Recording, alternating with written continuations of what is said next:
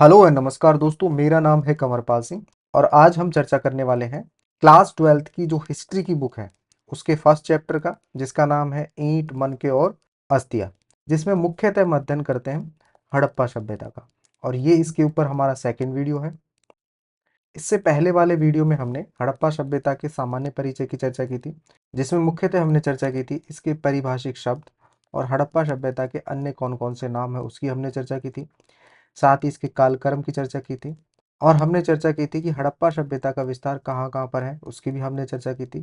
इसके अतिरिक्त हमने हड़प्पा सभ्यता की जो समकालिक सभ्यताएं हैं उनकी भी हमने चर्चा की थी। आज हम चर्चा करेंगे हड़प्पा सभ्यता का आरंभ, जिसमें हम मुख्यतः चर्चा करते हैं हड़प्पा सभ्यता से पूर्व की जो संस्कृतियां हैं, यानी जिन्हें हम आरंभिक हड़प्पा संस्कृति कहते हैं, उनकी हम चर्चा करेंगे। साथ ही हम चर्चा करेंगे कि हड़प्पा सभ्यता के जो लोग थे वह निर्वाह के कौन कौन से तरीके अपनाते थे, अर्थात वह अपना जीवन यापन कैसे करते थे, वह किन किन चीज़ों का उत्पादन करते थे। साथ ही उनकी जो कृषि विधियां हैं उनकी हम चर्चा करेंगे। सिंचाई के लिए वे कौन कौन से साधनों का प्रयोग करते थे उनकी हम चर्चा करेंगे। तो सबसे पहले हम चर्चा करते हैं आरंभ की। देखिए, जहाँ पर हड़प्पा संस्कृति का डेवलपमेंट हुआ है वहाँ पर इससे पहले भी कुछ संस्कृतियाँ अस्तित्व में थीं, जिसकी चर्चा हमने की थी जब हमने हड़प्पा सभ्यता का कालक्रम पढ़ा था। उसमें हमने देखा था कि हड़प्पा संस्कृति है या हड़प्पा जो सभ्यता है इसकी तीन अवस्थाएं मिली हैं। एक आ जाती है आरंभिक हड़प्पा, दूसरी आ जाती है विकसित हड़प्पा, विकसित हड़प्पा से तात्पर्य हमारा हड़प्पा सभ्यता से ही है, और तीसरी आ जाती है उत्तर हड़प्पा। जो आरंभिक हड़प्पा का जो टाइम पीरियड था ये 3300 ईसा पूर्व से था 2600 ईसा पूर्व माना गया है, और जो विकसित हड़प्पा का टाइम पीरियड है ये माना गया है 2600 ईसा पूर्व से लेकर 1900 ईसा पूर्व के मध्य में माना गया है। और ये उत्तर हड़प्पा का जो टाइम पीरियड है ये 1900 ईसा पूर्व से लेकर 1300 ईसा पूर्व के मध्य में माना गया है। तो यहाँ पर हमने देखा था कि विकसित हड़प्पा से पहले भी कुछ आरंभिक हड़प्पा संस्कृतियां हुई थी। उन्हीं स्थानों पर आगे जाकर विकसित हड़प्पा का डेवलपमेंट हुआ था। और ये जो आरंभिक हड़प्पा संस्कृतियां थी ये अपने विशिष्ट मृद भांड, जो मिट्टी के जो बर्तन होते हैं उनके लिए जानी जाती थी। इसके अतिरिक्त ये लोग कृषि, पशुपालन और शिल्पकारी करते थे। इस प्रकार के जो साक्ष्य हैं ये पुरातत्वविदों को मिले हैं।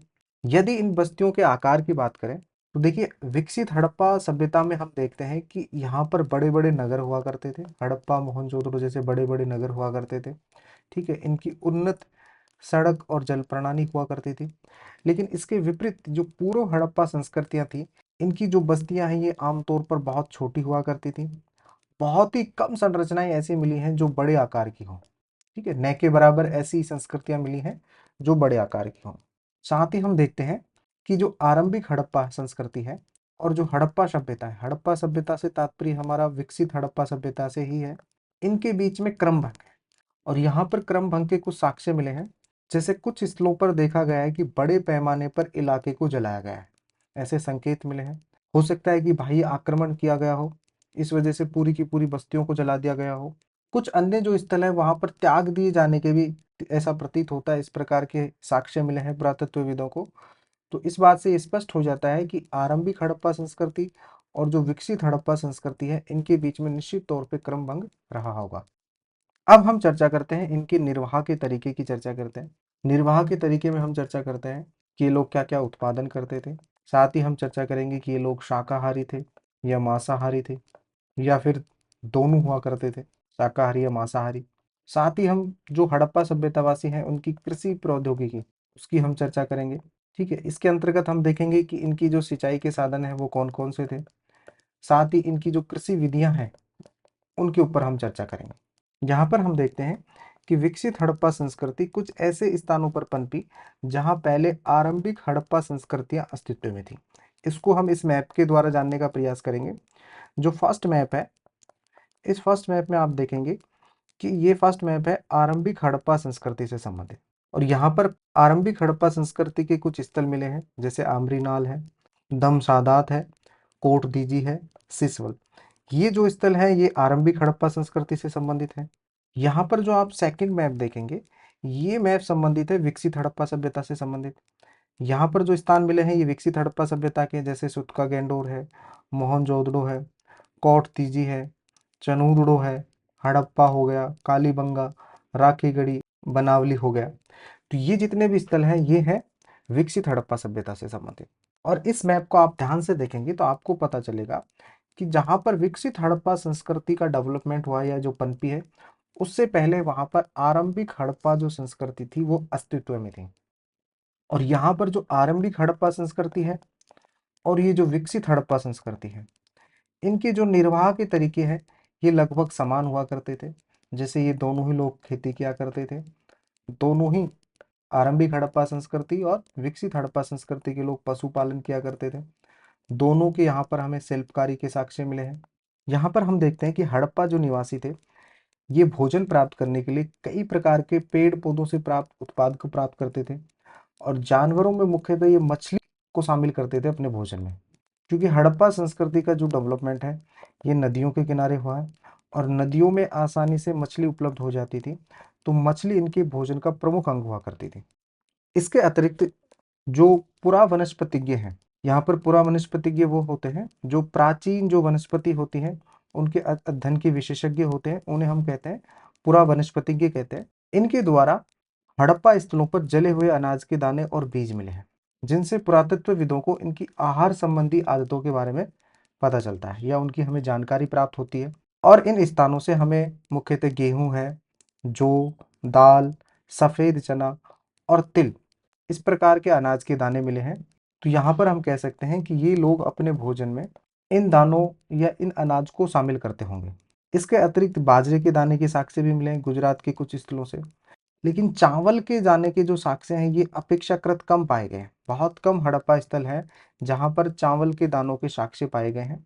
एक स्थान ऐसा ही है लोथल, जहाँ से चावल के दानों के साक्ष्य पाए गए हैं। तो हो सकता है कि हड़प्पा वासी जो भोजन में चावल का कम प्रयोग करते होंगे, उसका उत्पादन कम करते होंगे। इसके अतिरिक्त हम पशुपालन की देखें तो हड़प्पा के जो स्थल हैं वहाँ से कुछ जानवरों की हड्डियाँ मिली हैं, जैसे मवेशियाँ हैं, भेड़ है, बकरी है, भैंस है और सूअर की हड्डियाँ मिली हैं। तो यहाँ पर जो पुरा प्राणी विज्ञान है या जीव पुरातत्वविद है, उन्होंने जब इन हड्डियों का, इन कंकालों का जब अध्ययन किया तो ऐसे संकेत मिले हैं कि ये जानवर कैसे थे, पालतू थे। इसके अतिरिक्त जंगली जानवरों के भी यहाँ पर अवशेष प्राप्त हुए हैं, उनकी हड्डियाँ मिली हैं।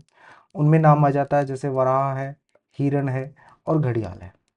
इसके अतिरिक्त मछली और पक्षियों की हड्डियां भी यहाँ पर मिली हैं।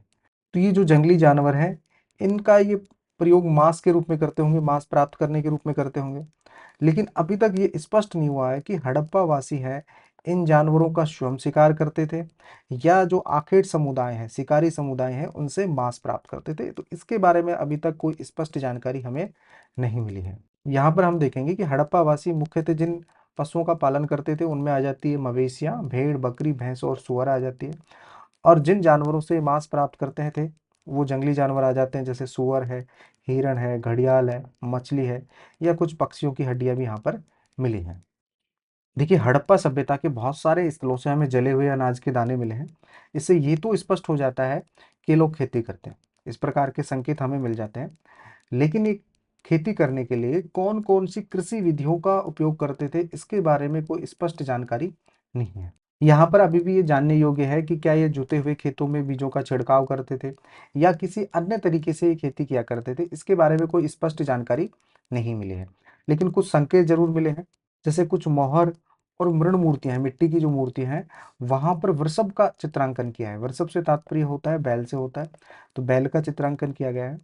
देखिए मोहरों के बारे में संक्षिप्त रूप में हमने पहले भी जाना था कि हड़प्पा सभ्यता की मोहरें हैं ये वर्गाकार होती है, सैलखड़ी नामक मुलायम पत्थर से बनी होती है। इसके ऊपर चित्रात्मक लिपि से कुछ लिखा हुआ है जो अभी तक पढ़ा नहीं गया, अपठनीय है। और यहाँ पर सर्वाधिक जो चित्र पाए गए हैं जिस पशु के, वह है यूनिकॉर्न, अर्थात एक सिंगी बैल है। लेकिन यूनिकॉर्न के बाद में जिस पशु के चित्र यहाँ पर पाए गए हैं वह है वृषभ, तो वृषभ के चित्र भी यहाँ पे पाए गए हैं।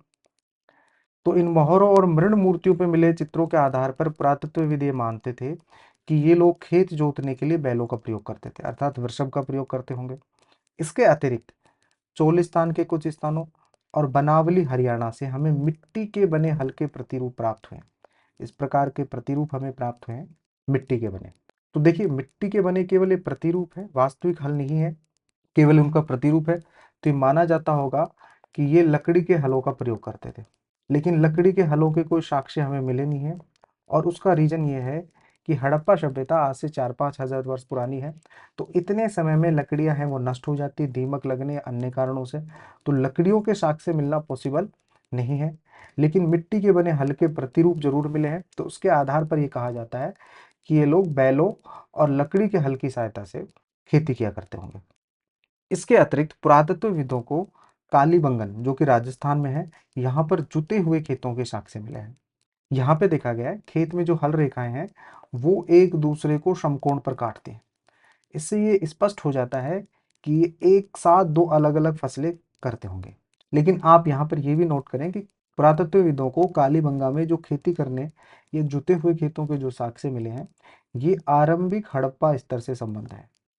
अब हम चर्चा करते हैं कि ये फसलों की कटाई के लिए किनका प्रयोग करते थे, कौन से साधनों का प्रयोग करते थे। तो यहाँ पर हमें दो प्रकार के साक्ष्य मिले हैं। एक तो हमें साक्ष्य मिले हैं पत्थर के फलक मिले हैं, दूसरा हमें कुछ धातु के औजार मिले हैं। इन धातु के औजारों में मुख्यतः हैं कांसा के औजार। क्योंकि ये कांस्य युगीन सभ्यता थी, इसलिए यहाँ पर अधिकतर जो उपकरण या आभूषण मिले हैं वो हमें किसके मिले हैं, कांसा के मिले हैं। तो यहाँ पर जो हड़प्पा सभ्यता के लोग हैं, ये लकड़ी के हत्थों में बिठाए पत्थरों के फलकों का प्रयोग करते थे। तो देखिए यहाँ पर केवल हमें पत्थर के फलक मिले हैं, उनके लकड़ी के हत्थे नहीं मिले, क्योंकि हमने पहले ही स्पष्ट कर दिया था कि लकड़ी है वो इतने समय तक विद्यमान नहीं रह सकती, वो नष्ट हो गई होगी। तो केवल हमें पत्थर के फलक मिले हैं। तो यहाँ पर जो पुरातत्वविद है वो केवल अनुमान लगाते हैं, हो सकता है कि इनमें लकड़ी के हत्थों को बिठाया गया हो और इनसे फसल की कटाई की गई हो। इसके अतिरिक्त हो सकता है कि इन जो धातु के औजार मिले हैं, इनसे ये लोग फसल की कटाई करते होंगे। यहाँ पर हम देखते हैं कि अधिकांश जो हड़प्पा स्थल हैं वो अर्ध शुष्क क्षेत्रों में थे।